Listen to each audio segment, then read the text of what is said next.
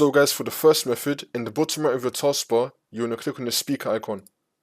And now this will come up. If you see Bluetooth in this list right here, you want to enable it, so you want to click on Bluetooth, which will now make it blue. And you now want to expand the arrow, and you might be seeing Bluetooth right here. You can now drag it right here. If that's still not working for the second method, you want to head over to search and type in services. Click on it. And now once you're on this, you want to find the Bluetooth support service, double click on it. Make sure you have the startup type on automatic, and then click on start, which will then make the service status running, and then click on OK.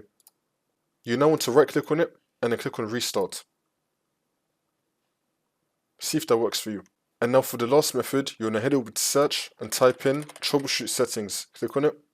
And then once you're on this, you want to click on other troubleshooters. Now you want to find Bluetooth. Click on run. And then once this comes up, you want to click on yes. And then you want to click on continue. Go through all these steps, see if that works for you.